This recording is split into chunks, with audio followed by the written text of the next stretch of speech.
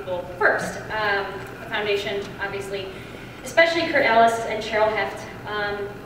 Bob Phillips, my mother, who's here, my father, and especially my sister Megan. Thank you so much for this honor. So this induction makes me feel uncomfortable and unworthy for two reasons. The other inductees, especially this year's, are legends. I am certainly no Taylor Jacobson. There you are. Hi. Hey! It's Arn Jacobson, my prom date.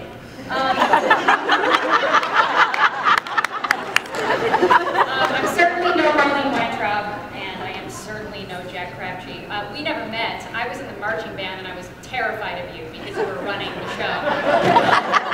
So I admire you a lot. It's very nice to meet you.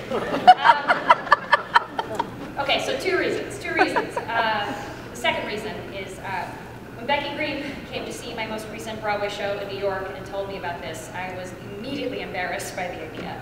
My show was in serious trouble, and we were actually getting our closing notice the day that Becky and I met up for coffee in Manhattan. I was starring in a brand new Broadway musical that was closing, and like every egomaniacal actor does, I felt it was somehow my own personal fault, and that I had somehow failed.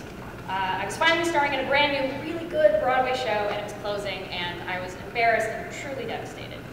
It's not that nobody tells you show business is going to be hard.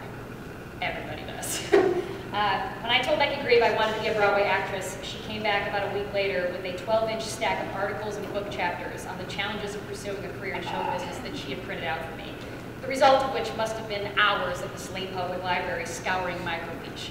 Yes, microfiche. It was the 90s. Becky always said and maintains she's never going to send you out there unprepared, and she's not kidding. I held on to that stack from Becky well into my first few years in the city, and I would read the printouts over and over and over again. The article that I actually remember the most was the one from the Saline Reporter that they did on her when she left New York and came back to Saline. She was the only person I knew who had done it and lived to tell the tale, so her story was paramount. The main thing I gleaned from Becky's incredible act of generosity wasn't something I learned from reading the articles, it was from the act itself.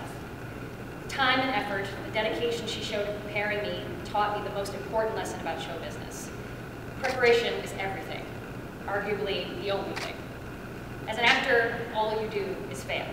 For every job you get rejected by $300, and the only thing that is ever in your control is your own preparation.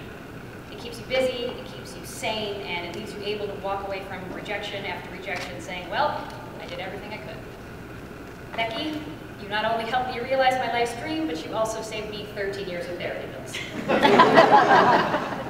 So I gave you 2 reasons why I feel unworthy of this honor, and now I'm going to give you 2 reasons why I'm going to accept it anyway. I wouldn't be here without Becky Green. I would have never gone into the business, I would have never moved to Manhattan, and I would have never met my fiance. So if you're talking about butterfly effects, Becky's a pretty big butterfly in my life. Bottom line, I wouldn't be receiving this honor today if it wasn't for Becky, so I cannot accept it without acknowledging that, at least in my heart, it belongs to both of us. And until she gets her own induction into the Hall of Fame herself, we're going to share it. Second reason, they say that success in show business is like riding a wave. If you're lucky enough to catch a big one and ride it into shore, it becomes tempting to just sit there and congratulate yourself and rest on your laurels. The hard part is swimming back out there against the current, wave after wave, crashing into you as they pass, waiting for the right one. This honor couldn't have come at a more poignant time in my career and my life, and I'm going to use my Saline Hall of Fame plaque as my surfboard as I head back out to sea. Thank you very much.